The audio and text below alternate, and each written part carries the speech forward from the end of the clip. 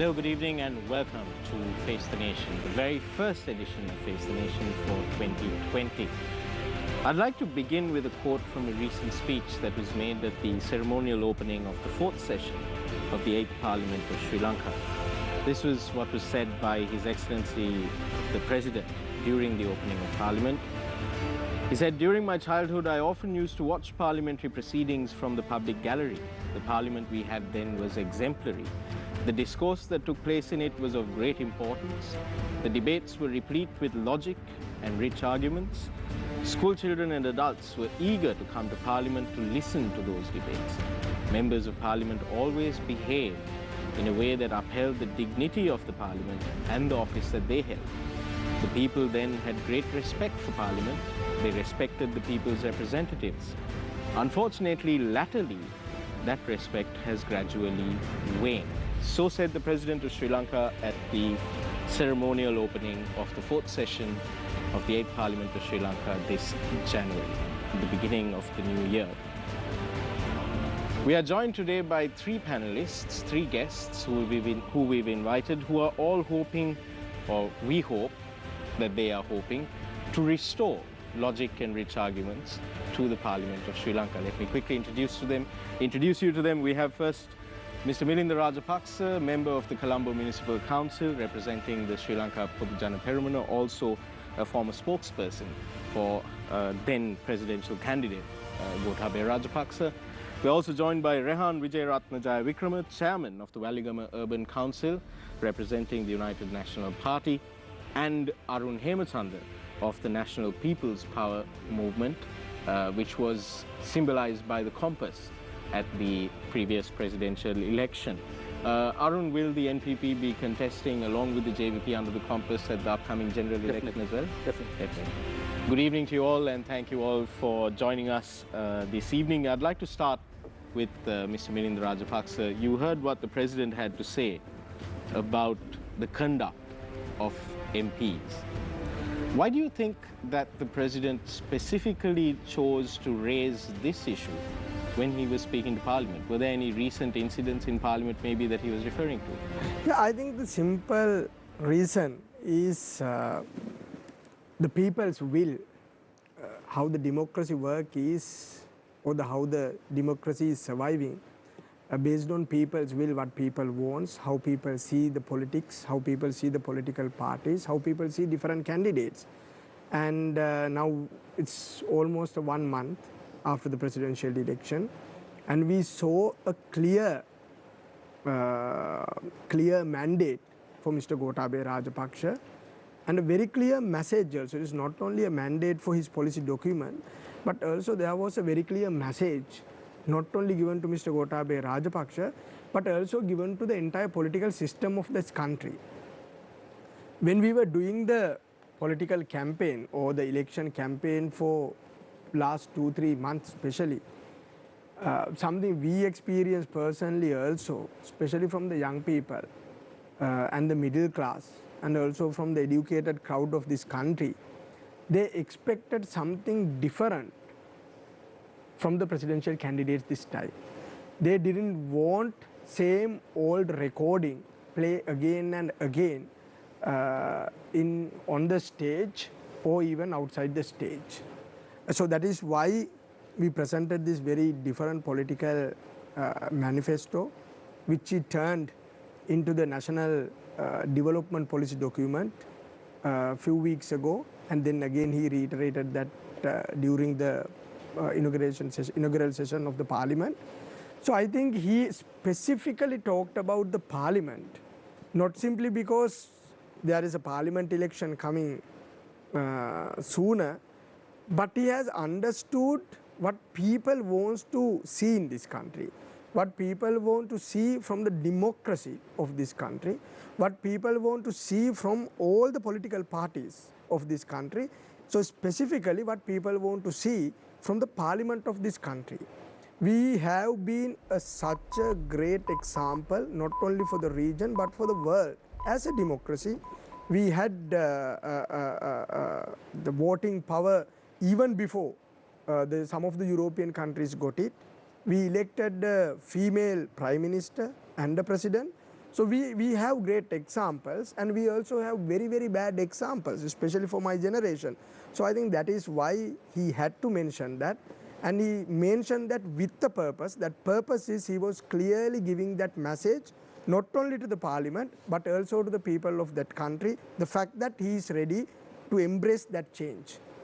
Melinda, before I move on to Rehan, you mentioned that there are very bad examples even in our current parliament. And this is not sort of endemic to one party. You see it across pretty much all of the parties in parliament. There is at least one rogue member. But recently we saw an MP who a few months ago, or rather about a year ago, threw a copy of the Constitution in Parliament, being appointed to a very senior position in Parliament as the Chief Government Whip. Don't you see a disparity between what the President is proclaiming from in Parliament and what his party is practicing? No, this is what we have to understand in the democracy again. The democracy is a will of the people and also the will of the people's representatives. And that is how it works. And that is what we all have to accept end of the day. So what we have to see is what are the circumstances which pushed parliamentarians to behave like that? What are the circumstances which push all of us at one point to elect such a parliament? And what kind of behavior different political representatives, not only in the parliament, I think we have talked enough about the parliament, but we both are representatives of local governments of this country, which has the highest number of people's representatives of the country. And we have witnessed how badly some of them behave. We have seen how good some of them work hard actually to deliver what they promise to their what their political constituencies.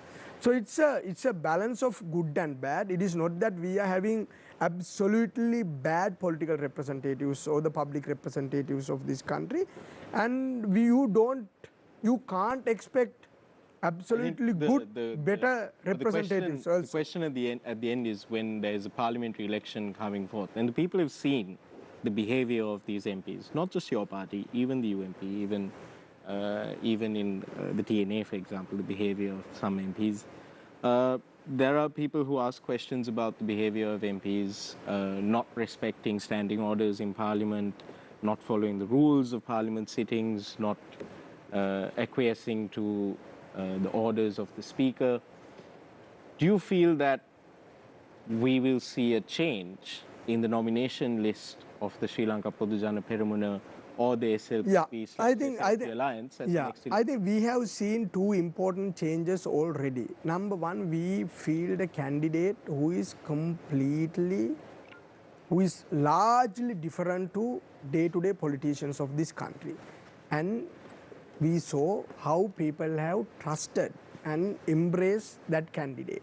That is a massive change for this country. And the second opportunity he got was appointing the cabinet. And he took a very bold decision without going to balance this person, and that group and this group. He restricted it to 15 cabinet members and went ahead with whatever the resources he had. Then he came to the third option he had, where appointing chairmen, director generals and board members for the government's institutes. And breaking all the norms, he appointed a committee. He asked everyone to So will he also break the norms when it comes to the national list? When it comes to the nomination list? I'm pretty sure, and we are very confident, and we are believing in that. And if that doesn't happen, that will be a massive crisis within the party and outside the party. So I think President and the team will be adhere to that promise. Moving on to Rehan Wijeratna Jayawickrama, Chairman of the Waligama Urban Council. Rehan, you have been an outspoken critic of the current leadership of your party. Your membership of the party has been put on the line. What is the current status of your membership? You're still a member of the UMP? Yes, I am. Very much. My party membership is suspended, but that doesn't hamper my day-to-day activities of running my office or doing... So the suspension still stands? Yes, that doesn't be membership lifted yet. has been Hopefully suspended. it will be soon. Huh? Hopefully it will be soon. It will be lifted soon, I hope so. There have been a lot of calls from within your party for younger leadership to come forward, but we do see a lot of resistance from within the United National Party. In that kind of backdrop, are you confident? you have plans of running for the parliamentary election when if and when it does happen this year, or in the first quarter of this year. Do you feel that you're going to see big changes in the nomination list of the United National Party? I can, quite confidently tell you that if I do contest for the general election, it will obviously be under the leadership that we all hope for before the election. So unless that happens, the question of me contesting doesn't arise, because I won't.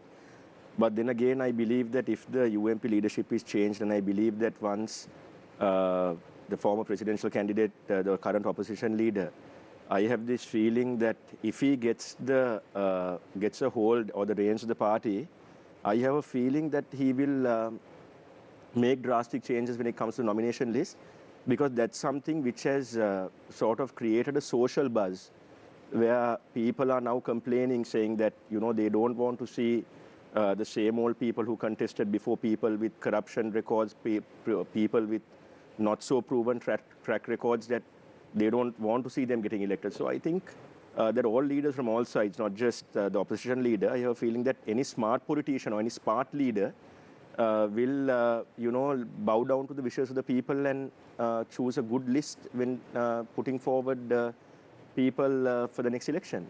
What does the young crop of the United National Party have to offer that the party seniors are not offering already? Now, I can tell you, when it comes to the juniors in our party, if you start from me, when you see how vocal I was for leadership change, now those are certain things that you'll only see within the United National Party. I mean, no disrespect to my colleague Milinda, but there are lots of stars in the UMP, or lots of upcoming stars or upcoming politicians, or they are very vocal about change. And even if some... But to be fair, by the SLPP, they are happy with their leadership. The UMP are the ones that aren't. But that's the thing. That's the thing which differentiates, I think, up-and-coming younger politicians from the older lot. Because personally, I don't think that we should follow a leader just for the sake of following a leader. I'm not saying that he is or his colleagues are. But what I'm saying is that even we should have the capability, when we are in a party, to criticize our own leader. And I see that happening a lot in the UMP. And even though I'm suspended, I mean, at the end of the day, it's only a suspension. They haven't expelled me. But we are still allowed to talk within the party. We are allowed to talk about changes within the party. But I think the SLPP seriously lacks that. I'm not talking about the president, because for me, I don't see the president as a member of the SLPP. I see him as an independent president. That's how I see it. So I don't know how the SLPP members see it. But, the way I see it, I think that any party member should have the opportunity to criticize. And if you look at the criticisms, now if you look at the government, if you look at our failed government, which we lost the presidency very recently, if you look at the history of all the problems that were happening, there were plenty of ministers within our government who were talking out about certain things. I don't want to mention names too, because I don't think it's ethical, because none of them are here. But there were lots of members within the UMP who were talking against a bond scam, who were talking about the particular footnote saga. But when you look at the SLPP, it's very difficult to find a member who will criticize anything that they do. And personally, I feel that it's impossible for a party not to make mistakes. I don't think any party is perfect. But then again, when you look at the SLPP and when you look at the lack of criticism that their members show when, for example, one of their ministers made a statement recently saying that Sri Lanka is overpopulated with elephants. And there was not a single person I saw on Facebook who said what our minister said was wrong. But whereas if a minister in the UMP said that, there are people like me, there are enough and more people like me who will take to social media and criticize these things. So what you're saying is that the biggest selling point for the youth or the young representatives of the UNP is the fact that they are willing to criticize their leadership. No, not criticize their leadership, criticize their leaders when they make mistakes. It doesn't have to be the leadership, it can even be a member of parliament that we can criticize. But if a member of us does something wrong, there are enough and more people in our party to criticize it. And I think that's an integral part of going forward when you're in a political party. If you want to have a successful political party, you need to allow it to have criticisms within. So, and I don't really see that, I'm sorry, I don't really see that happening in the SLPP. Thank you very much, Rehan. Moving on to Arun Hemachandra, representing the National People's Power Movement. Arun, in the run-up to the presidential election, one of the biggest focus areas for your campaign was on young people, trying to get young people to come out and vote for your candidate, Mr. Anurukumara Dissanayake. We've seen since then, and even during the election period, a lot of political pundits who were saying that the JVP/NPP fielded the wrong candidate, that maybe they should have opted for Mr. Lalkanta. Being a young member of this movement, of this relatively new movement, the NPP, do you feel that there is a need for change at the top of your movement? Yeah, first of all, I would like to greet you all a very happy new year, and thank you all for organizing this debate in a very crucial time, because we know that there will be a lot of challenges in front of us during this year. Directly answering your question, it will be a simple no, because it is not just a decision by JVP alone, or else by just a few members, unlike the other parties. It's a collective decision by NPP and its 32 membering organizations. So what we feel is he's the right candidate, and he will be leading NPP in the upcoming parliamentary polls also. Of course, there may be a downfall, and there may be we may not have got the result that we have expected. But then again, we feel that there was a huge competition, there was a different scenario, there was a exact separation of votes in between two major parties. So maybe that was a matter of the time. But then again, what we feel is he is the right candidate, and he will lead NPP even in further. Do you think that the NPP has the ability to get more than, presidential and parliamentary elections are different. The way that people vote at these elections are also different. Do you feel that the NPP will be able to get more than the 3 to 4% that you got at the presidential election? Yeah, definitely. Because when it comes to presidential election, it's a matter of just one winner. So, but parliamentary election is something different. It's about electing, it's about sending 225 members to the parliament. And then again, every parties will have more and more choices. So when it comes to this will be a district-based election. So our party leader will be leading the NPP also. And then again, he will be contesting in his district, which will be Colombo. Meantime, there will be other candidates from other districts also. And aside from JVP, from NIO, from NFGG, from other organizations like other party organizations, there will be candidates. And we do hope, with the crisis that the country is facing right now, definitely there is more scope for us to work, and we do believe we are ready to accept the challenge. Quickly, before I move on to the question and answer sessions, the JVP has historically been known for having a very rigid ideology, being a sort of Trotskyist movement, Trotskyist party, having it's not Trotskyist, it's Marxist-Leninist, okay. Well, yeah. Different. Somewhat. Different. Somewhat Trotskyist, let's say. In its outlook, in its policies, and even this was reflected even in its left-leaning or far left-leaning policies were even outlined in the JVP's Our Vision manifesto ahead of the 2015 general election. And when you read that, you do see the rigidity of JVP ideology coming through. How now they are in a coalition, as you mentioned, about 32 partner organizations.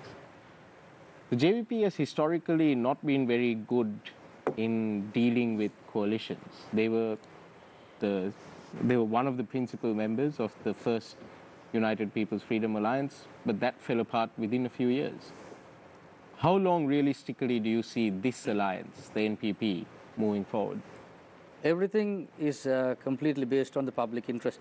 Like, for example, what happened with UPFA, is entirely different, because if you see the situation at that time, the previous, during that time the government was willing to sign the P-Toms agreement, and so we had to walk away from that, because definitely if that would have been signed, there would have been more chances for a separation in the country. So we said them, there is an alert, so better not to sign that. So we took a decision.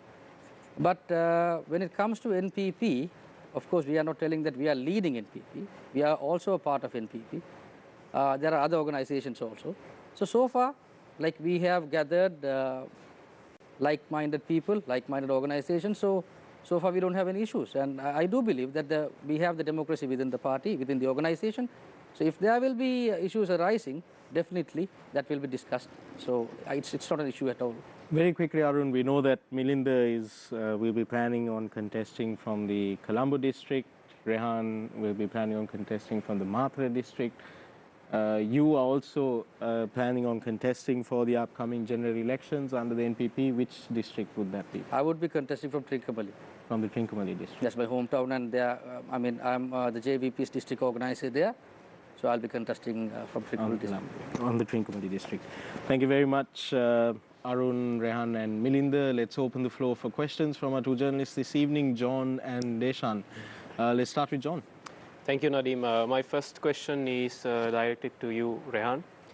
After the presidential election, we saw former Minister Sajith Premadasa taking sort of, well, if you call it a breather, right after the presidential election defeat.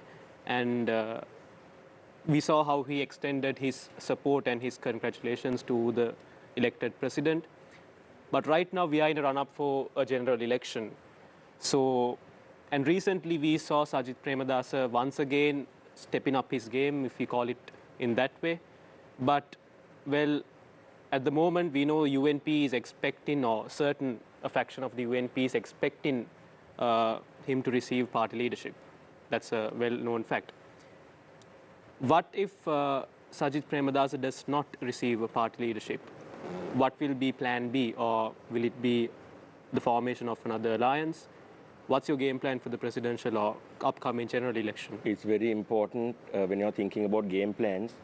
I'm a personal believer that, if you focus on a plan B, you're automatically thinking that your plan A, there is a chance of it failing. Okay. Right? So our plan A is also our plan B and our C. So it's all A's there. And we have asked for only one thing. We have only asked for the leadership to be given to him. And in the event he doesn't get it, I think he has already very clearly signaled through his close confidants that he is willing to listen to the heartbeat of the UMPers and form a different party. And you can't say that a new party will fail, because even the SLPP was a breakaway faction of the SLFP, and no one thought that they could win election. And they actually ended up proving everyone wrong. So that's the same sort of confidence that we also have, because we have a feeling that the same way that all the SLFPers deserted the former president and joined hands with the current prime minister, I'm also very confident that in the event that we break, if we break, that there won't be a traditional UMP left, that all the UMP hardliners and all the youth in the UMP will join the deputy leader, the opposition leader, because no one wants to lose. We all want to win, and we don't want to be in a losing side anymore. Mr. Rajapaksa, were you all unsure of winning an election? Is that true? Were you all unsure of winning an election? Unsure of winning an election? Yeah. The upcoming election or the previous election? Previous election, no, as per Mr. Rehanda? No, I mean in every. I think that was the idea or the concept they had, the perception they had about forming a new party and winning an election. But we were very confident of the fact that not only because of the gut feeling, but scientifically with the numbers, with how the previous election worked, especially the local government election where we both fought for, it was very evident. It was numerically it was evident that we were going to win the election. But to be very honest, I don't think anyone expected this amount of huge margin when the election was ended. We all were thinking of 400 to 500,000 of margin. That's basically where the middle class work and the new voters work. But That's a good question, because we all were, even in this forum, we were debating about what will be the choice of first time and the second time voters. That was exactly the 1.5 million voter base. And we all were discussing and agreed at one point, even in this forum, that whoever is going to win that first time voters will be the president or the next government, and which proved to be a fact.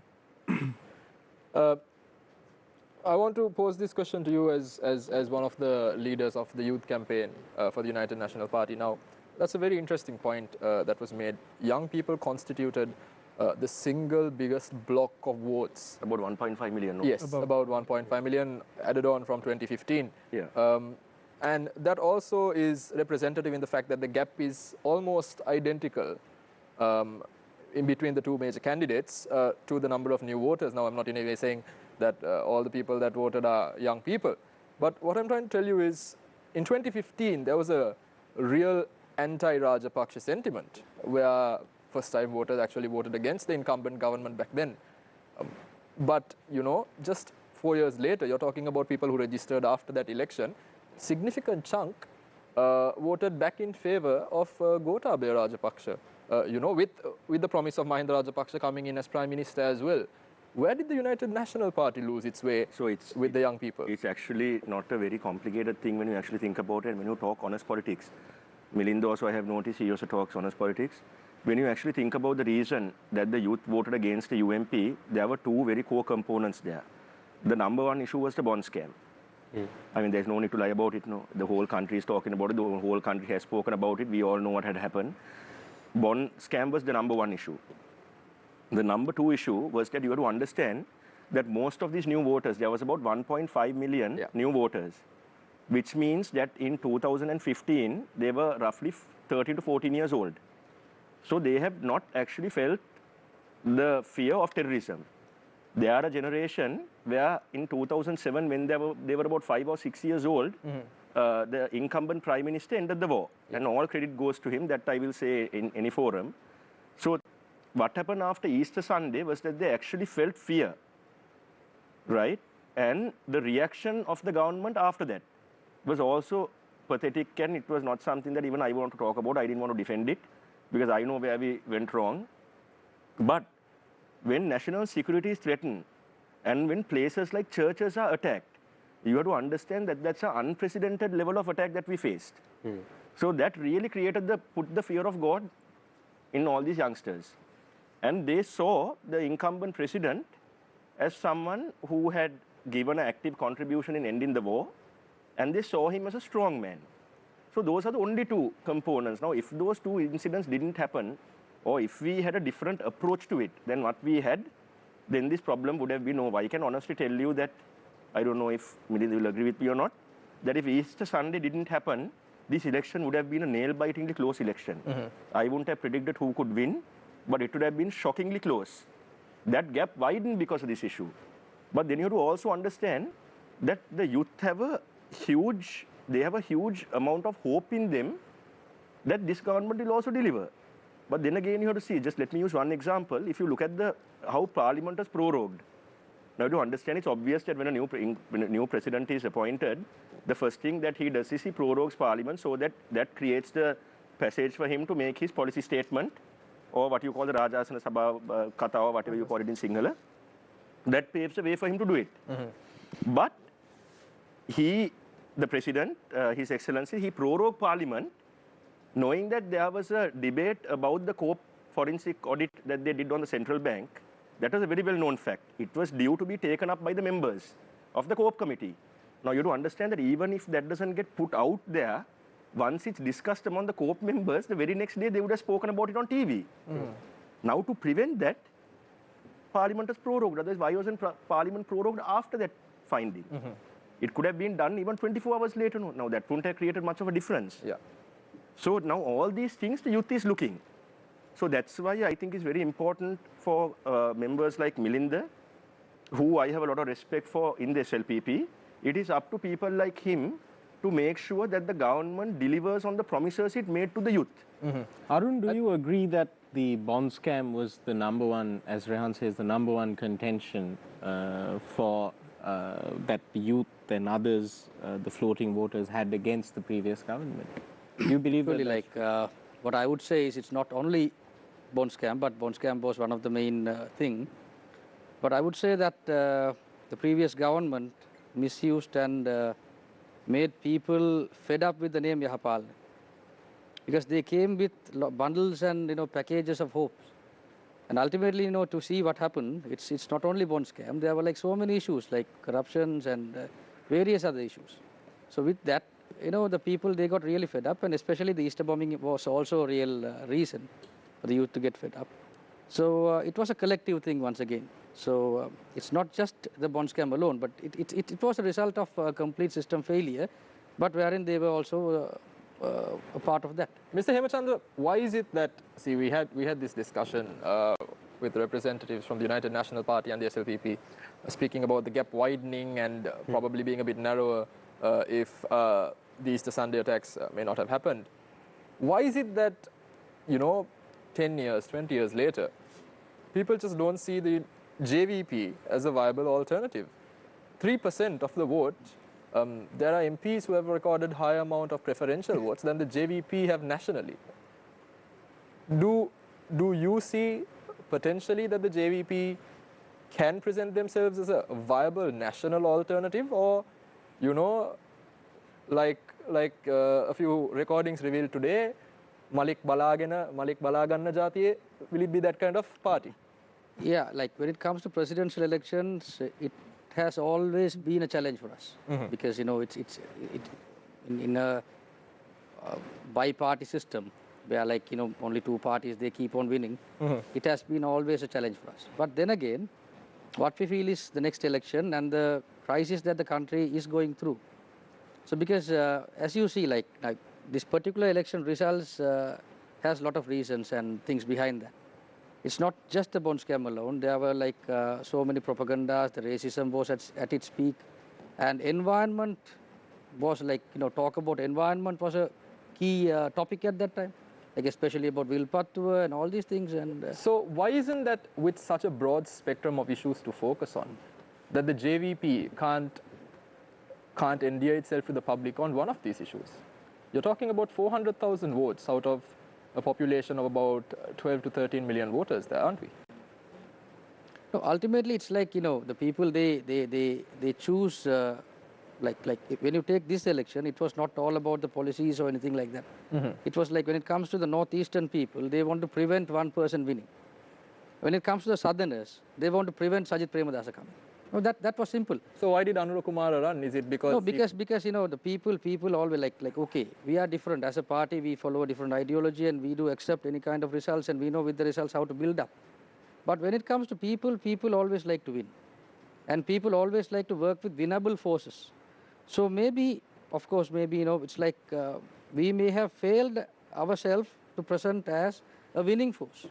Arun, twice on the show you mentioned that one reason that you did not receive the expected voter turnout is because you competed against two major political factions during the presidential election. Whatever said and done, during the upcoming general election as well, you will be facing the same challenge. So what's your plan to tackle that issue? Yeah, because it's like this. Now parliamentary election is completely different compared to the presidential election. Now here, if you ask the same question again, from yourself, why did 418,000 people voted for AK? I mean, despite of knowing that he will not win. So I mean, it's a different argument, because those people knew that he will not win, yet voted for him. And then what we see is the entire structure will be changed when it comes to the parliamentary election, because there will be a lot of candidates competing, and each and every candidate will give hopes, and the people will have votes, about the winning of the candidates whom they voted for. And based on that, there will be a... But Arun, we saw even after the presidential election, the people's mandate remains with the government. The people voted the government and they prefer the government, and even the opposition leader. So what can if you say the NPP offer to the table for the people to vote for you? No, it's not like that actually. We since the election was over, we are meeting people at the grassroots level, and we have a different plan.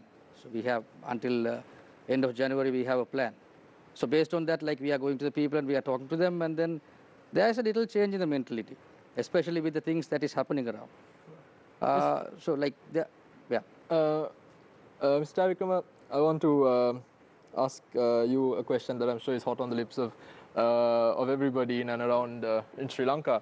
I would say, you know, there were stories about balang hodala dennang for 6 months, certain people to just keep their mouth shut, certain recordings heading out from social media to mainstream media. I'm sure you've heard plenty of those recordings. You know, what does that tell you?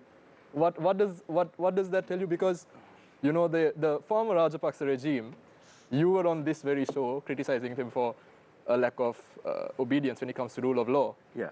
And then you have a minister there making statements of that nature.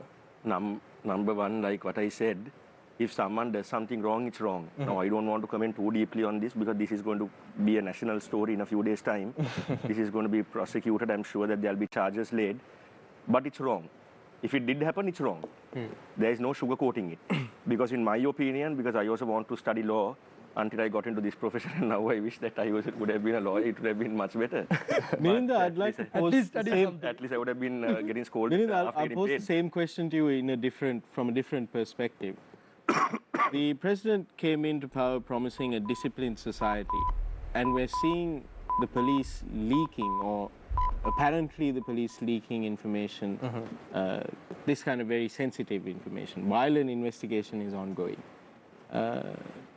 That doesn't seem to be very disciplined. See, I think what we should understand here, what we should discuss here is what we are seeing today, for at least for last 24 hours, what we are seeing is the collapse of our system, of our political system which we trusted, the law and order which we trusted, the judiciary which we have been trusting. So now this is a chaotic and also a disastrous situation which we all as a younger generation have come to we all are shocked.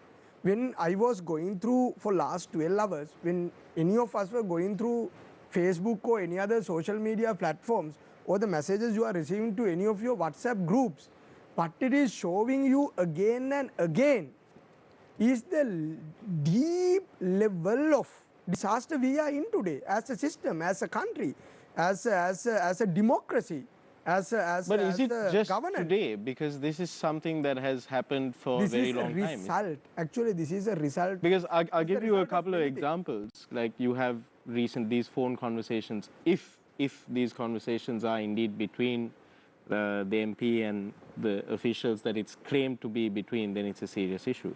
Then just before the presidential election, we saw a similar sort of conversation involving a very high-level official and a very high-level subject of an investigation. Then a couple of years before that, we were treated to a conviction in the High Court where the former secretary to the president was found guilty of having misappropriated 600 million rupees in public funds from the TRC to pay for campaign material. Then even going beyond that, if you go back a few more years, you see these kinds of incidents periodically always happen. So is this a culmination of all of those things, or is it just a symptom of an ongoing problem? No, this is actually what we saw, I think, for last 24 hours, not only the symptoms, we saw the wound. That is what happened. We have been seeing the symptoms for a very long time. People have tried to treat that at certain given opportunities, and people have also neglected this for a very long time. That also, I think we all should agree into the fact that people also have to play a large role in this whole game.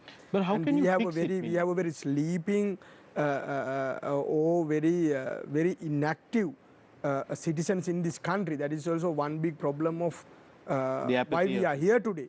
And again, what we saw for last 24 hours, not actually the symptoms. Symptoms we have been seeing for a long time. This is the real wound, and and the way it has been coming out, it looks like you can't just treat, you can't just give first aid and sort the issue.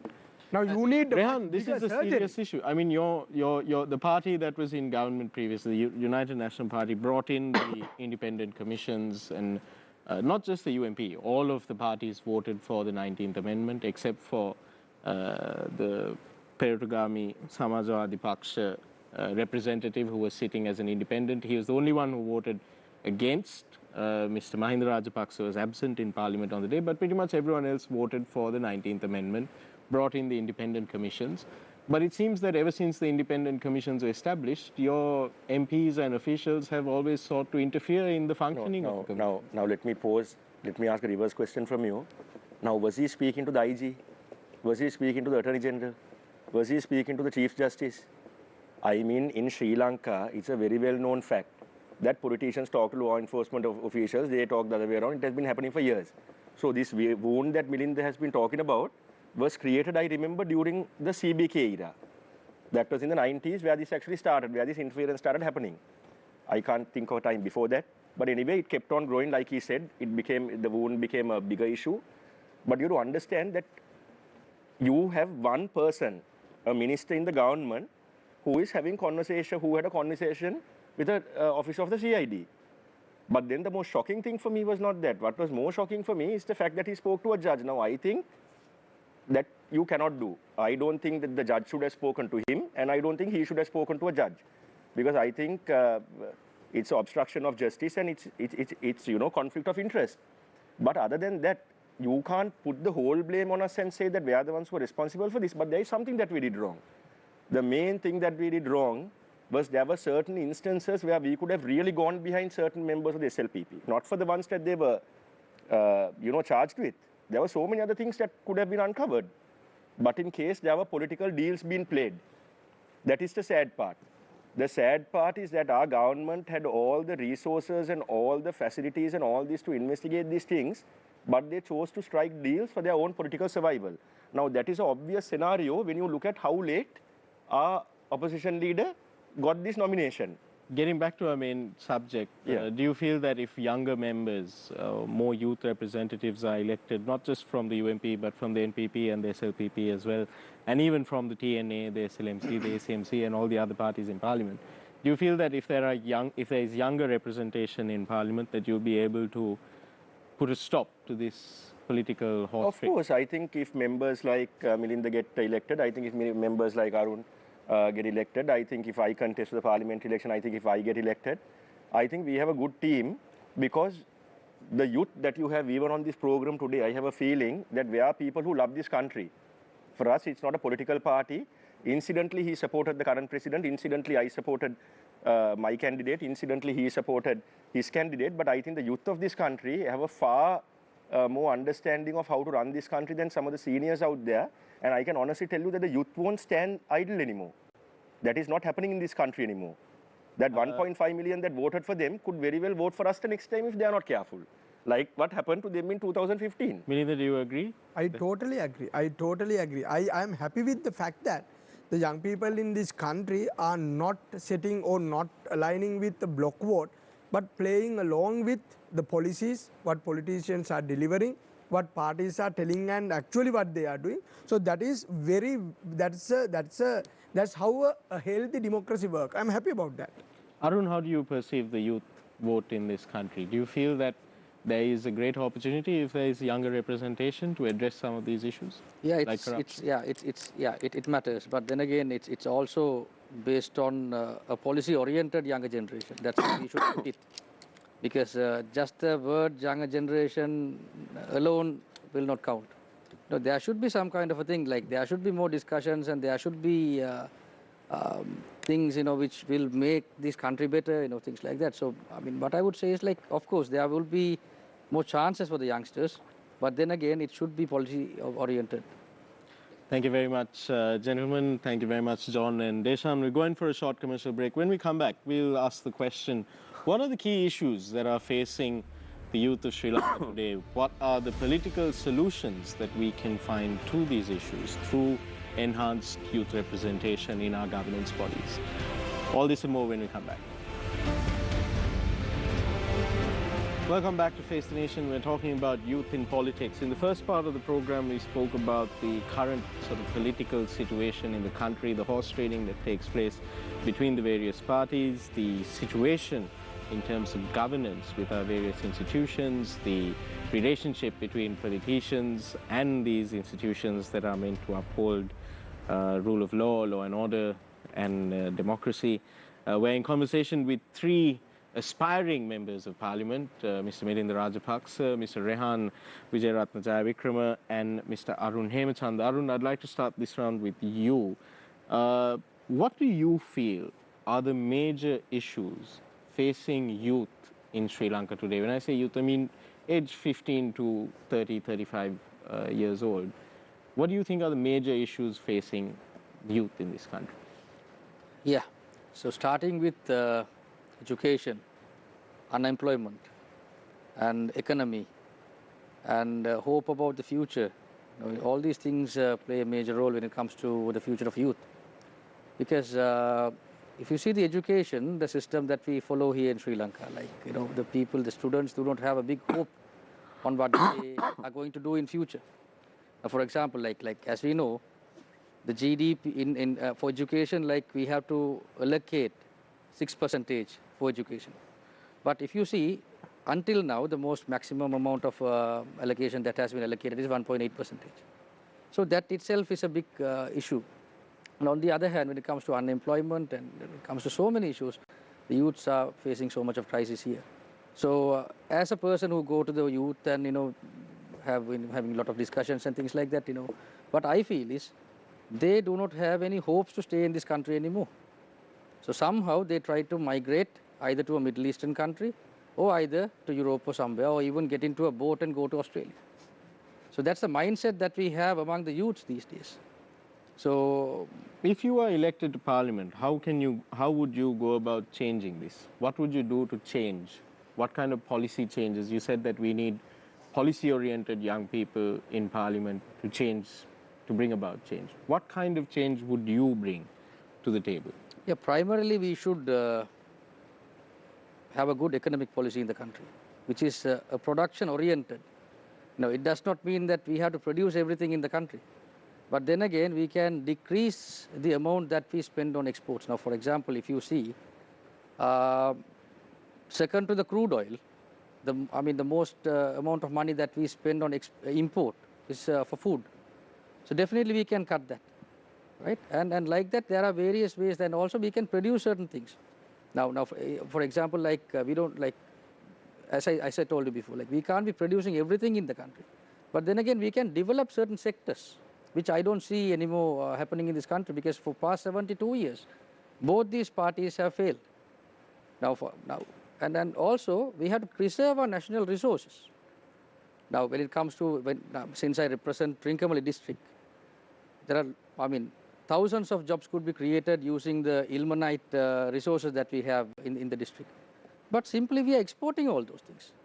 We are not even thinking about creating any jobs. You know, it's just like any other sand. We are exporting those. So we can go for value addition. We can create jobs in the country. But both these parties have failed. So if I will be elected, definitely, I want my NPP also to win the elections, and also like what we will, even if we did not win, we will definitely pressurize the government to implement the policies that has been proposed by us. Just on that note, when you mentioned mineral sands and the value addition that can be done there, a quick a reminder to our viewers who may not have heard this, but the Sri Lanka Institute of Nanotechnology announced this past week that they've developed the capability to produce graphene out of graphene material on a mass scale or at an industrial scale, which is being touted by Slintech as the greatest value addition that has been done in the history of the country thus far.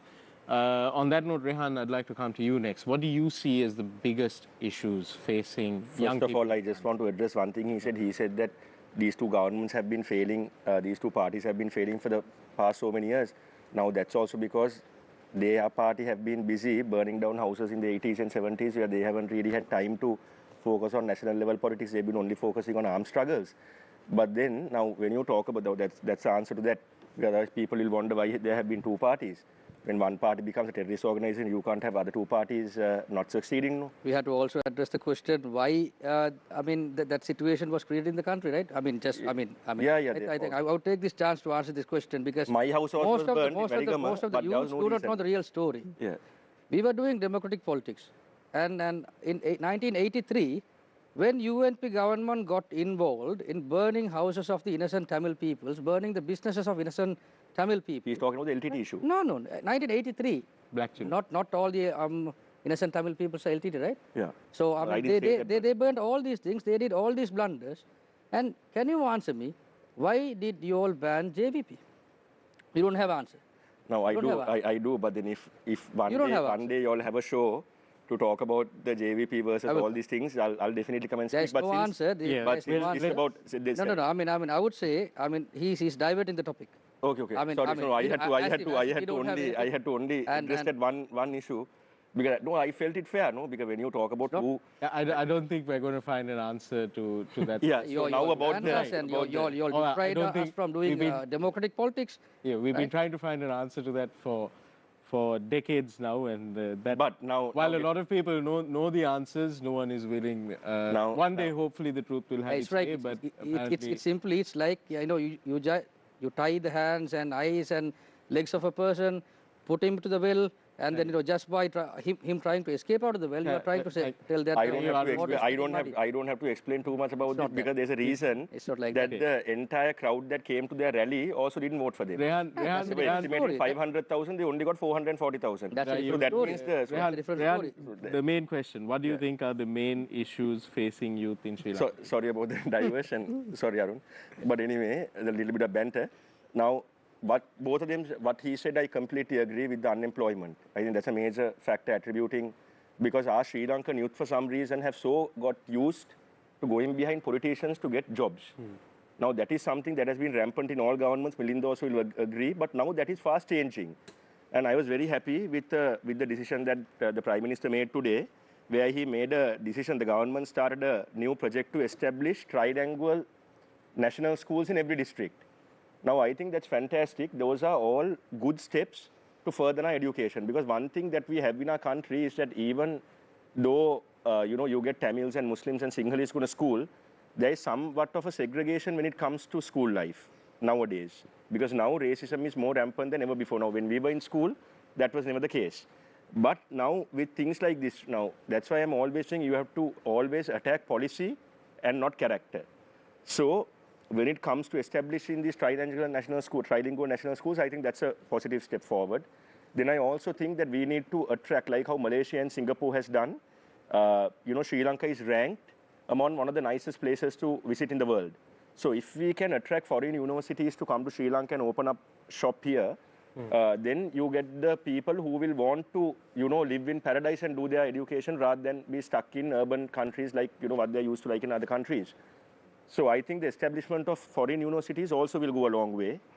And I also think that there has to be a serious revision in how we do this Shishatva business and how we judge children, because there's an interesting factor, Nadeem, that has been put forward by the Institute of Mental Health, Children's Mental Health, where they have said that there is a unforeseen amount of children who actually go into depression if they don't pass their A-levels properly or if they don't pass their Shishatva properly.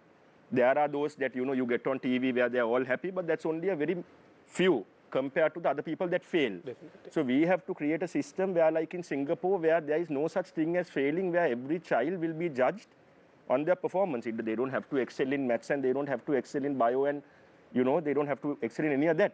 But there are people who can do good to the society if we identify their skill sets at a very young stage. So I think, like what you said, I think the youth will have a big role to play in this.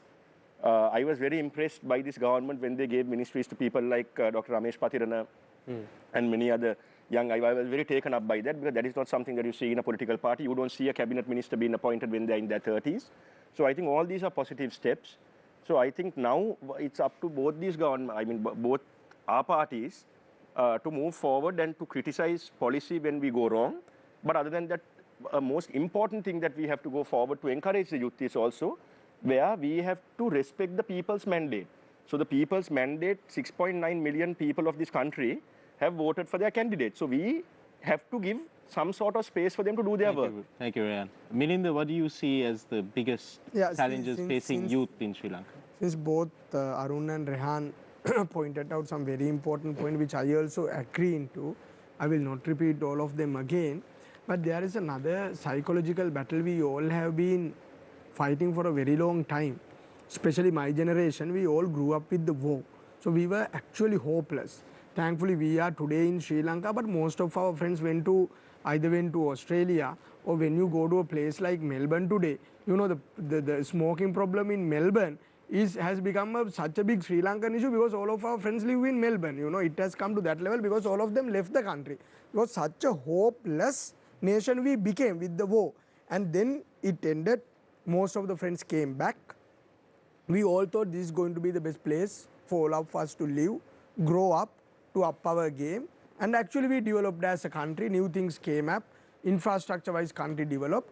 But again, within the last 5 years, again we went to the same depression level where most of the people again started migrating. You realize that the economy is not developing, you can't even take a bank loan, very difficult to run the business, you can't even pay your lease amount. Top of all that, the Easter Sunday attack happened, all went bizarre. So that the depressing situation we started facing again led all of us to come to again a very hopeless situation.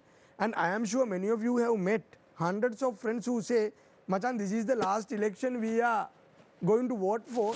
If whatever the outcome we want doesn't come out, we will leave the country. That was the given wording most of us heard during the election.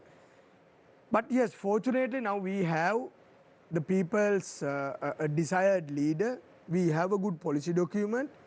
We can see how president is running the country. He is disciplined. He is taking decisions. We can see all the politicians align with that leadership, and we can see how the government officers have turned around, how government officials have upped the game and aligned with the leadership of the country. So again, that hope is what you call blooming or the booming. So this is something very, very important in any nation. If you don't have a hope, if you can't show a future, if you can't get young people to imagine a future which they can achieve in your country, using the resources in your country, with the people in your country, with the blessing of the leaders of your country, no point implementing any other policy, no point doing any other things. I think fortunately we have come to that level now. So we need a new discourse. That's I have been preparing a new book actually, which can be launched most probably in February. The name is also Development Discourse. I think it's time for all of us to come together as a young generation and look into a new development discourse. What is the new development model we can adhere into? Thank you, Milinda and Rehan and Arun as well. Just before we go to Rehan and to Deshan and John, just something interesting that I noted is that none of the three of you thought that climate change was a major issue facing the youth. Facing the youth of Sri Lanka. You didn't think... I think that affects the whole world, I think. It is. You didn't think that climate change... I would have thought that was the low-hanging fruit. No, I think it has What's the major issue? I think it has become a day-to-day reality. about it enough. It has become a day-to-day Sorry, reality. Deshan and John, go ahead. Deshan. Thank you, Nadim. I want to actually pose this question to Mr. Chandra. Now, Rehan spoke about the importance of educational reform. Mr. Rajapaksa spoke about development discourse. And I want to touch on something related to both these things, and you personally pointed out the matter of education. Now, I think you know more than anybody else, I'm sure you do, that we have a serious shortfall in capacity when it comes to higher education. People can't afford it. And also, in the case that people who do, they tend to gravitate towards private universities, but we've seen, I think, Mr. Rajapaksa, if I'm not mistaken, the government ready to accommodate 1,000 university colleges. Yes. And I think even the United National Party-led government promoted the use of a loan scheme to actually fund private education. But See, if you are genuinely interested in a development discourse, the JVP has been opposed to this. Do you see that as a young person coming from that background, and I don't know if you're going to tell me your personal opinion or whether you have to stick to your party opinion, but do you realistically see, some of these things that are a bit archaic? These are things that cannot be practiced in the 21st century, can they? You can't there's at one point, capacity is just not going to be great enough. So what do you think? Do you think that I think you're asking this the question ideology? from the right person, because since grade 7 until recently, Right. I had my complete education in private sector. Right. So, So you are for yeah, private education. Yeah. I got private education. Right. Yeah, but the thing is, what we have to see Which here, is why I think you'd be a great person to answer this. exactly, Because a lot of people supporting the ideology of your party are because I know both. staunchly opposed. I know both. Yeah. And I know what is right. So I will address to that. Well, now it's a tricky question actually. Like when it comes to private education, like what we are thinking and what we are talking is about the people who can afford. Right. That's the number one issue.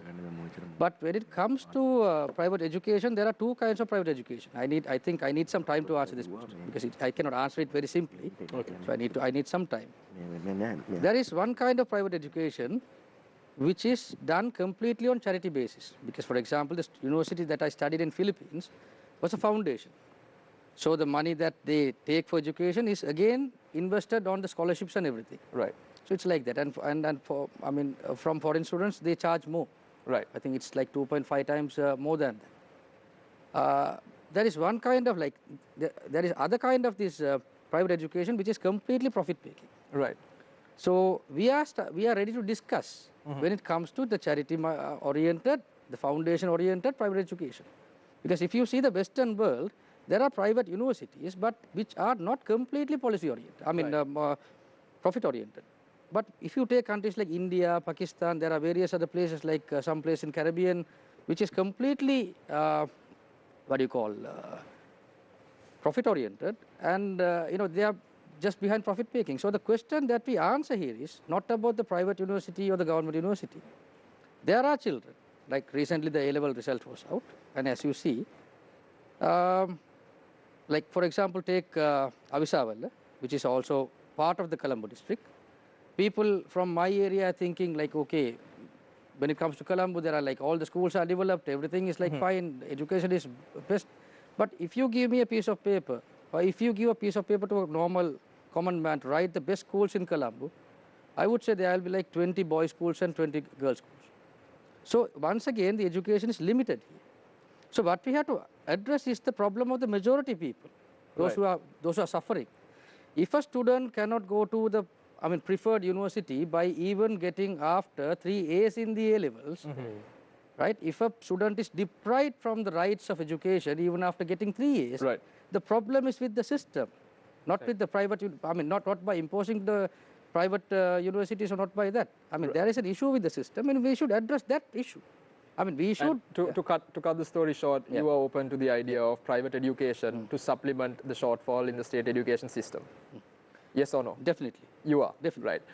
Mr. Rajapaksha, I want to ask you an equally important question. 2020 is the year we've come a long way from the politics of the past, like you say we have, and representation is one of the biggest things. And it's a fine line, just because you are of a certain race does not mean that you should represent, because some other person could be doing a better job. The same way, there can also be the argument that someone, just because they are a man, will not necessarily be a better politician, that a woman could be better, and vice versa. But I want to ask you this question because when the cabinet has been appointed in the current government, and also the state ministers, we have one woman in cabinet, and we have a state minister of women's affairs who is a man. And I may be wrong, but I think a woman might kind of know what the Women's Affairs Ministry needs done. I may be wrong. But what I want to ask you is, moving into the next parliament under the Sri Lanka Podujana Peramuna, or the representation, do you see that in the case that there is not enough women elected, that there should be a concerted effort to at least nominate through the national list more women, given that I mean, your party does have prominent women within its ranks. Some of the governors appointed are very prominent women as well. Yes, yes, yes. But the SLPP seems to be short in terms of women's representation. What's your opinion? Yeah, I think, see, looking at the parliament today, we can see the problem. I mean, the entire parliament or the entire governance system of this country is lack of women, number one. Number two, taking a very strong step further, Mr. Gotabaya Rajapaksa appointed 3 governors, which is actually very, very encouraging in this whole game. Yeah. And no, I acknowledge that, but my concern is that then he appointed the State Minister for Women's Affairs who is a man. Yeah, I mean, yes, I agree. And coming into the third level, now when we look at our election, which we face, the local government election is such a fantastic example how women could represent their constituencies and up the game because of the quota. And I am totally for quota. If you ask, that is my personal view. I don't know how as bigger parties we can do that. But for parties to do that, again, as people and as influencers, we all have to push our parties. We have to work towards that. You're a member of the Podujana Youth Front. Rehan is also a member of the United National Party's youth wing, especially at the last election. Do you see that as young people, that this is an issue that needs to be spoken about of course, in the hierarchy? Not an easy issue even within the youth wings. Now we have the female or the women aspect of the youth wing, within the youth wing also. But getting young girls into the political system or this existing the political party system is such a difficult task. And I have asked this question from many senior politicians. Are you willing to get your daughter into this political system? And most of these senior politicians have told me no. So if even the politicians are not willing to get their daughters into this political system, so we all know there is an inherent issue of this political system where girls or the professionals who are women don't want to get involved in the politics. Rehan, before we go into a break, what is the problem with the UNP when getting women into the political system? You've heard from Milinda. This is not only the SLPP, the larger political issue. UNP as well. No, actually that issue is existent, but then we have a better ratio than them. We have, I can tell you names, we have young future parliamentarians like Hiranya Herat. Then we have, I would think. No, future also we have. Yeah, future also we have. But I fully agree with what he's saying, because there is actually a shortage of women actually who want to contest.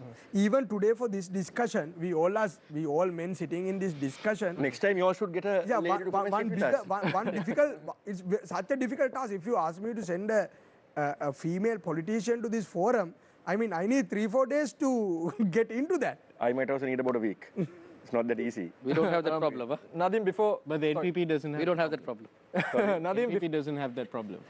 Well, Nadim, that's great. That's good. Nadim, I think I grilled these two. I think I have one question for Rehan that I want to sneak in before we go through. Rehan, I'm going to ask you this question, and since you are representing the immediate past government, we are speaking about young people's issues, we are speaking about youth.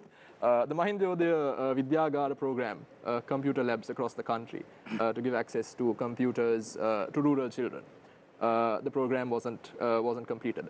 It was halted after the Hapalana government came in. The Youth Parliament of Sri Lanka, one of the biggest forums for young people, it has been essentially out of operation for the last year. We actually saw Youth Parliament have a press conference and say vote for a certain candidate, unprecedented. And I'm not saying these are things that are that happened only under the UNP, but I'm telling you it has continued. Going beyond that, there has always been a focus on young people when it came to some promises, free Wi-Fi. We didn't see that. Google Loon, we didn't see that. Is the concern of the United National Party when it comes to young people only a concern as long as the election is around and they can get votes? Or are they this time serious about a real program for young people? I think we all know how serious the young vote can be considered at this election. We have 1.5 million new votes. Yeah. So I think any political party that disregards that is not an actual political party, and I think the UMP is also paying close attention to it. I think the SLPP also is paying close attention to it. I think the JP also must be paying close attention to it. The bottom line is that, for us to encourage the youth is not going to be a hard task in the future, because this country is going to get more and more floating votes. and more youth. And with this era of social media, and how fast that if someone does something wrong, even while traveling on the road, if you cross a lane, it only takes seconds for the whole thing to be uploaded to Facebook. So I'm saying there is no chance for us not to have youth participation. But I do agree with you that during our time that there were certain instances where youth were not given as much prominence as what the SLPP were giving their youth. Thank you, Ryan. We'll come back to this specific point at the closing of our program. On that note, we'll go in for a short commercial break. When we come back, we'll be talking about what can we do to enhance youth participation in politics, not just as members of youth fronts of various political parties, but as members of the leadership of these parties, as public representatives elected to parliament, to the local government authorities, to the provincial councils as well. When we come back.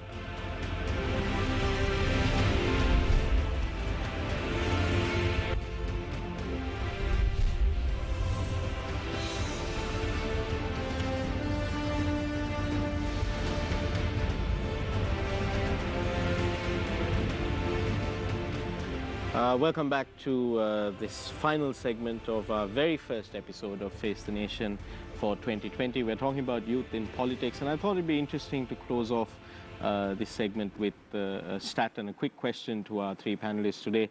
We'll start with Arun. There are, as per the definition of the UN, youth make up 15 to 30 years of age.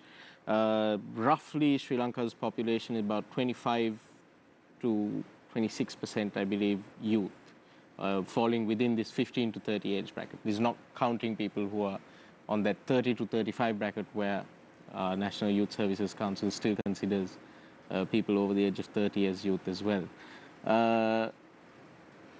Arun, parliamentary representation, as in persons under 35 years of age who are MPs in parliament, is just over 2% of all 225 members, but just over 2% are under the age of 35. What is the NPP's plan to address this major disparity in representation, in youth representation in parliament? Well, we as a political organization do believe youth should get into politics, and you can see that. And one example is, me being a youth, I have been appointed as the district leader for JVP. Yeah, I'll be also contesting during the next parliamentary election under NPP. So like that, there are a lot of volunteers, lot of people, those who are working with us.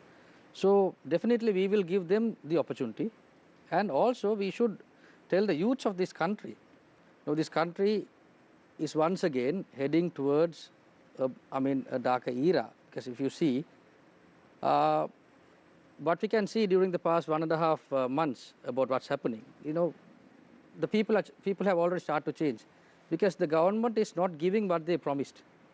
For example, the commodity price, the economy, when it comes to democracy, they are proposing something like the 20th, 21st Amendment, which is a big threat to democracy. I think we need more time to discuss about all these things. And when very quickly, how many members of the JVP Politburo are under the age of 35? No, so far there is not a single person. But when the time comes, that will happen. You think that will change within this year or the next couple of years? What we feel is it's not just the age alone, but definitely the chances will be given for the age. So, our party was created by a person at the age of 23. So, definitely there are scopes. So, what we tell the youths of this country is definitely you have to think wise, because there is a threat. For example, when it comes to things, what is happening in the country, like you can see that. So we have to think wise, and we have to start making a change. Thank you very much, Arun Hemachandra, representing the National People's Power Movement, also the Trincomalee district leader for the Janata Vimukti Perumuna. Rehan, I'd like to come to you next. As I mentioned, about 24-25% of the country are youth, but it's just over 2% youth representation in parliament. And given that the UMP is currently having a struggle between young and old, or relatively young and old, what is your plan? What do you see as what do you believe should be your party's plan to bridge this I think if you look Yeah. at Parliament in all its history, you will always see that Parliament has had the Sri Lankan Parliament, especially when compared to other parliaments, have always had youngsters getting into Parliament. If you look at their leader, if you look at the Prime Minister, Honorable Mahinda Rajapaksa, he was also in his 20s when he entered Parliament. He was about 21, 22. People like Duminda Disanayaka from their party was also the same. Then when you look at our leader, Honorable Ranil Wickremesinghe, you'll find that he was also at a young age. But then what you understand now, these people have also grown up. And now they constitute the older generation in Parliament.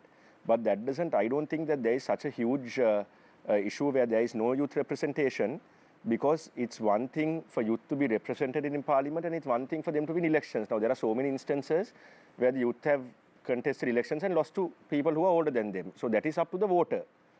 So I think it is a voter's mentality as well. The voters also have to realize that, you know, young is the new way forward. Now if you look at the world, if you look at presidents from Macron to how old he is, if you look at the Prime Minister of Finland, about how old he or she is. She, Yeah. If you look at how young the upcoming senators are in the US Congress, people like Alexandria Cortez and all these people, you have to understand that this youth swing is now happening. And it will even be better because you have people, I mean, where in the world have you heard where a person Milinda's age will be the spokesman of a presidential candidate? So Milinda was actually given that opportunity, to which he excelled. But there are plenty of times like that where even in this UMP government, for example, I'll just give you one example and finish this off. If you look at the finance ministry, if you look at youngsters like Deshal Dimel, now Deshal is in his 30s, but he's a highly accomplished young guy who's, you know, well respected right throughout the board.